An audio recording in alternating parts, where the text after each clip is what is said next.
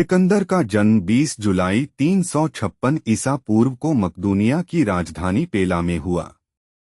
उसके पिता का नाम फिलिप द्वितीय और माता का नाम ओलंपियास था।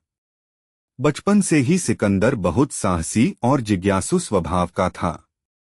अरस्तु उसका गुरु था जिसने उसे दर्शन, राजनीति और युद्ध कला सिखाई।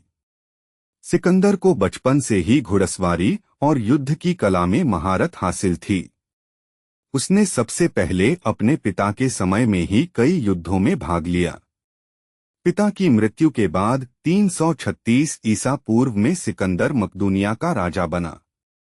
उसने अपने शासनकाल की शुरुआत विद्रोहों को दबाकर की। सिकंदर ने ग्रीस के नगर राज्यों को अपने नियंत्रण में लिया।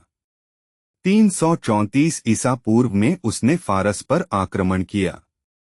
सिकंदर ने ग्रेनिकस नदी के युद्ध में फारसियों को हराया। 333 ईसा पूर्व में इस्सुस के युद्ध में उसने फारस के राजा दारियस तृतीय को पराजित किया। दारियस की सेना भाग गई और उसका परिवार सिकंदर के कब्जे में आ गया। सिकंदर ने दारियस के परिवार के साथ सम्मानजनक व्यवहार किया। 332 ईसा पूर्व में उसने टायर नगर पर विजय प्राप्त की। मिस्र पहुंचकर सिकंदर को फेरो की उपाधि मिली। उसने मिस्र में अलेक्जेंड्रिया नगर की स्थापना की। 331 ईसा पूर्व में गौगामेला के युद्ध में सिकंदर ने दारियस को निर्णायक रूप से हराया। इस युद्ध के बाद फारसी साम्राज्य सिकंदर के अधीन आ गया। दारियस की हत्या उसके ही सिपाहियों ने कर दी। सिकंदर ने खुद को फारस का सम्राट घोषित किया। उसने फारस के दरबार की परंपराओं को अपनाया। सिकंदर ने एशिया की ओर अपने विजय अभियान को जारी रखा। उसने बाख्त्रिया और सोग्डियाना पर विजय प्राप्त की।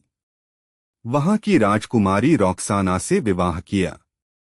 सिकंदर ने भारत की ओर अपना अभियान शुरू किया। 326 ईसा पूर्व में सिकंदर भारत आया। उसने झेलम नदी के किनारे राजा पोरस से युद्ध किया। इस युद्ध को हाइडेस्पीस का युद्ध कहा जाता है। पोरस ने बहादुरी से युद्ध किया लेकिन अंततः हार गया। सिकंदर ने पोरस को पराजित करने के बाद भी उसका राज्य लौटा दिया। सिकंदर की सेना भारत में आगे बढ़ने को तैयार नहीं थी। सैनिकों की थकान और युद्ध से ऊब के कारण उन्होंने आगे बढ़ने से इनकार कर दिया। मजबूर होकर सिकंदर को भारत से वापस लौटना पड़ा। वापसी के समय उसने सिंधु नदी और मकरान मरुस्थल के रास्ते कठिन यात्रा की। यात्रा के दौरान उसकी सेना को भारी कठिनाइयों का सामना करना पड़ा। सिकंदर का स्वास्थ्य भी धीरे धीरे कमजोर होने लगा। 323 ईसा पूर्व में बाबुल पहुंचने के बाद उसकी हालत और बिगड़ गई। 10 जून 323 ईसा पूर्व को सिकंदर की मृत्यु हो गई। उस समय उसकी आयु मात्र 32 वर्ष थी।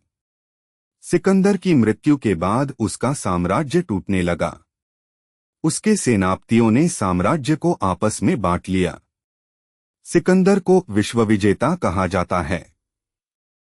उसने अपने छोटे से जीवन में विशाल साम्राज्य स्थापित किया। ग्रीस से लेकर मिस्र और भारत तक उसका साम्राज्य फैला हुआ था। सिकंदर युद्ध कौशल और रणनीति का अद्वितीय ज्ञाता था। उसने संस्कृतियों के आदान प्रदान को बढ़ावा दिया। सिकंदर की विजय यात्राओं ने यूनानी संस्कृति का प्रसार किया।